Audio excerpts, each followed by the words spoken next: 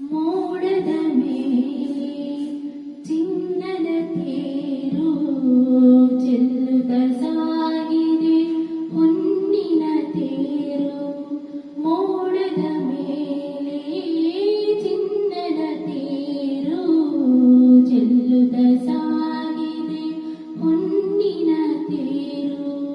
ಮಾಣಿಕ್ಯದಾರತಿ ಉಷದಂದಿಗಳು ತಾಮಸಬೇಕಿನ್ನು